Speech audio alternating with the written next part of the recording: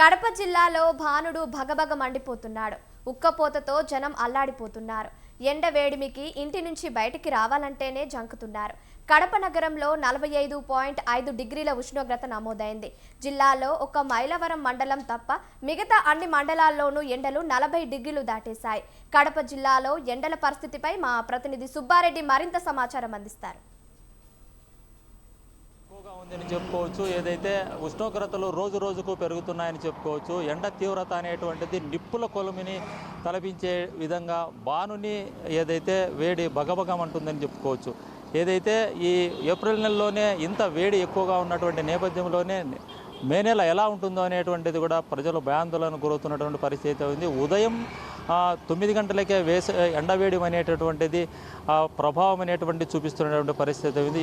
9 గంటలకే ఉదయం 9 గంటలకే ప్రజలు బయటికి రావాలనేటువంటి దానికి కూడా భయపడేటువంటి పరిస్థితి ఉంది. ఏదైతే ప్రస్తుతం మనము ఎండ వేడిమికి ప్రభావం ఏ విధంగా ఉండదు అనేటువంటిది విజువల్స్లో చూస్తున్నటువంటి పరిస్థితి ఉంది. రోడ్లపైన జనాలు కనిపించేటటువంటి పరిస్థితి ఎక్కడా లేదు. అత్యవసర పరిస్థితి అయితే బయటికి రావాలనేటువంటిది కూడా ఇప్పటికీ అధికారులు కూడా సూచించినటువంటి పరిస్థితి ఉంది. ఒకవైపు రోడ్డు వేడి, మరోవైపు ఏదైతే పైన ఉన్నటువంటి బానుడి వేడి, ఈ రెండు ప్రభావంతో ఎండ వేడి తీవ్రత అనేటువంటిది ప్రస్తుతానికి జిల్లాలో దాదాపు 45 డిగ్రీలకు చేరిందని చెప్పుకోవచ్చు. ఎండ తీవ్రత ప్రభావం వల్ల ప్రజలు కూడా అవస్థలు పడుతున్నటువంటి పరిస్థితి ఉంది. ఏదైతే ఎండ వేడిని దృష్టిలో పెట్టుకొని ప్రజలు కూడా అత్యవసరంగా బయటికి రావాలనేటువంటిది కూడా అధికారులు చెప్పడం జరిగింది.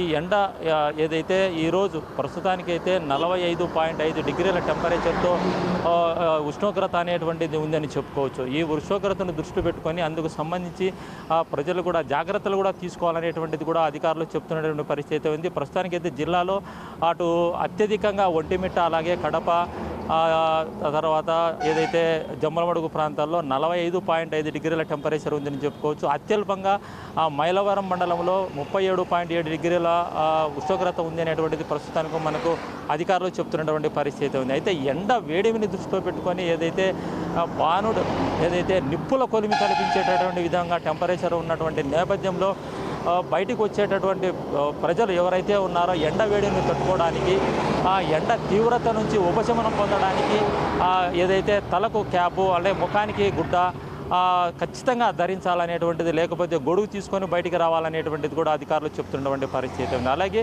జాతీయ విపత్తుల సంస్థ చెప్తున్నటువంటి సూచనలు ఏవైతే ఉన్నాయో, అలాగే వైద్యులు చెప్తున్నటువంటి సూచనలు ఏవైతే ఉన్నాయో వాటిని ఖచ్చితంగా పాటించాలని, బయటకు వచ్చేటువంటి సమయంలో తగిన జాగ్రత్తలు తీసుకోవాలని, అలాగే వేడిని దృష్టిలో పెట్టుకొని ఓఆర్ఎస్ అలాగే మజ్జిగ నీళ్లు ఎక్కువగా తాగాలనేటువంటిది కూడా వైద్యులు సూచించిన పరిస్థితి ఉంది. అయితే ఎండ వేడిమి ఎక్కువగా ఉన్నటువంటి నేపథ్యంలో ఇళ్లలో ఉన్నటువంటి పరిస్థితిలో ఇంట్లో ఉన్నటువంటి విద్యుత్ వినియోగం కూడా ఎక్కువగా ఉంది అని చెప్పుకోవచ్చు. ఎందుకంటే విద్యుత్ వినియోగము గతంలో అంటే లాస్ట్ ఇయర్ ఏదైతే విద్యుత్ వినియోగము 14.54 MUలు ఉన్నట్లయితే ఈ సంవత్సరము దాదాపు 18 MUలు ఉపయోగిస్తున్నారని అధికారులు చెప్తున్నారు. అంటే దాదాపు 4% విద్యుత్ వినియోగంగా పెరిగినటువంటి పరిస్థితి. ఎందుకంటే ఇళ్లలో ఉన్నటువంటి నేపథ్యంలోనే అటు ఫ్యాన్లు కావచ్చు, కూలర్లు కావచ్చు, ఏసీలు కావచ్చు, వీటిని వినియోగించేటటువంటి నేపథ్యంలోనే విద్యుత్ వినియోగం అనేటువంటిది పెరుగుతోందని చెప్పుకోవచ్చు.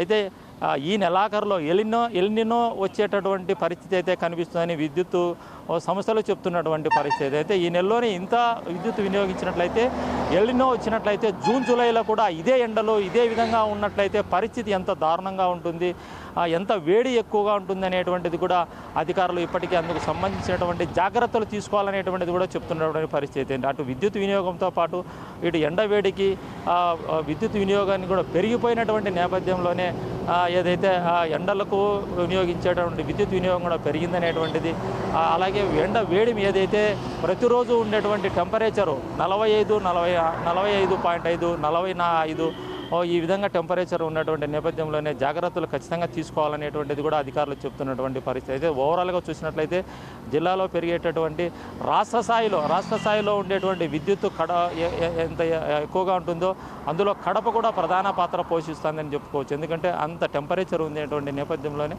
ఖచ్చితంగా అత్యవసరమైతేనే బయటికి రావాలనేటువంటిది పనులు లేకపోతే ఇంటికే పరిమితం కావాలనేటువంటిది కూడా అధికారులు, విపత్తుకు సంబంధించినటువంటి సంస్థ అలాగే వైద్యులు చెప్తున్నటువంటి పరిస్థితి. అందుకు సంబంధించిన జాగ్రత్తలు తీసుకోవాల్సింది, లేకపోతే ఖచ్చితంగా దాని ప్రభావం అనేటువంటిది ఉంటుందని చెప్పడం జరుగుతుంది. Over to studio.